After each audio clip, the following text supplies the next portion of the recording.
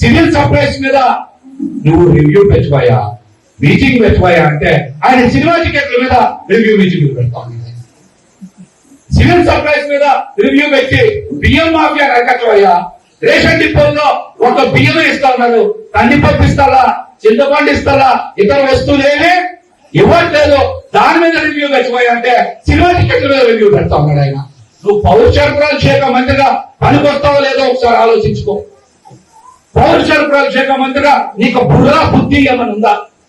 ఇంత బాధ్యతారాహిత్యంగా ప్రవర్తిస్తావా? Cinema ticket అమ్ముకునేటువంటి దౌర్భాగ్య పరిస్థితికి ఈ రోజున కూడంలో ఉండేటువంటి మంత్రివర్గం పడిపోతే రాష్ట్ర బ్రాండ్ ఇమేజ్ పడిపోదా? అప్పుడు చంద్రబాబు నాయుడు గారు మాట్లాడరా, లోకేష్ గారు మాట్లాడరా? ఏపీ బ్రాండ్ ఇమేజ్ అంటే ఏంటే ఆ మంత్రులు సినిమాల దగ్గర నుంచొని సినిమా టికెట్లు అమ్ముకోవడం, అదే బ్రాండ్ ఇమేజ్.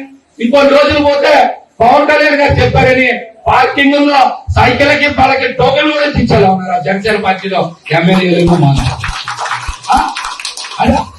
అదే పాలనంటే చెప్పండి, అదే పాలనంటే ఏం? నారాయణ మనోహర్ గారు లాంటి సీనియర్ నాయకుడు, బాగా చదువుకున్నటువంటి వ్యక్తి, పౌర సరఫరాల శాఖ మంత్రి, మీరు సివిల్ సప్లైస్ మీద కదా రివ్యూ చేయాల్సింది, సినిమా టికెట్ల మీద రివ్యూ చేశామంటే మీరు ఎంత బాధ్యత రాయిత్యం, అసలు మీకు బుర్ర పని చేస్తుందని నేను సూటిగా అడగాలి ముందుగా అని అడగలేకపోతాను.